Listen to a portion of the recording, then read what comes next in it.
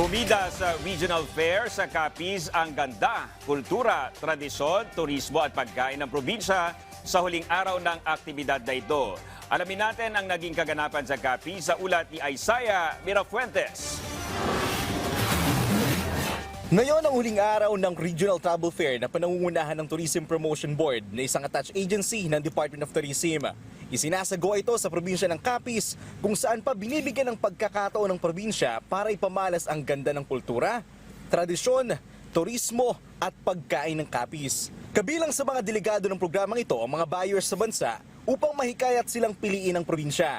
Nakilala ang Capiz bilang seafood capital ng Pilipinas at sa ilang araw na pamamalagi ko dito, pinatunayan at binusog nila tayo sa sangkatutak nilang seafood at local delicacies. Nag-ikot din tayo sa ilang mga tinatagong ganda ng Capiz. Pero ang isa sa mga ikinamangha ko ay ang napanatili nila ang nature feels. Wala kang makikitang kalbong bundok at maging ang mga kapatagan nila ay luntian ng kulay. Sa uling araw ng travel fair, patuloy pa rin kaming nag-iikot upang tuklasin ang ganda ng probinsya.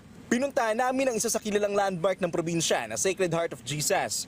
Isang malaking rebulto ni Jesus at dahil dito kasi sa Capiz, malaking porsyento ng mga mamamayan dito ay Katoliko. Pinuntahan din natin ang isang malaking palaisdaan ng bangus. Ang kakaiba sa kanila, ang tubig na ginagamit nila ay magkahalong tubig tabang at tubig dagat na sekreto nila kaya masarap ang kanilang bangus. Dapat lang naman ang Rojas should be recognized. Hindi na naman yung yung palagi na pinupuntahan. We have 7-kilometer beach coastline. Sa napakaganda ng People's Park, kita mo naman.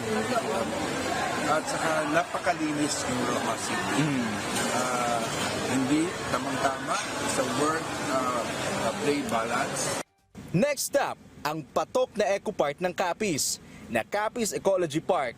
Kung mahilig ka sa nature, ito ang swak para sa iyo.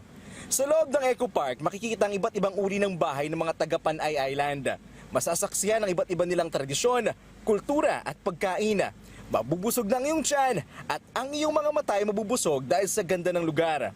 Abangan sa mga susunod ko pang ulat ang mga magagandang kwento at karanasan dito pa rin yan sa probinsya ng Capiz. Isaiah Mirafuentes para sa Pambansang TV sa Bagong Pilipinas.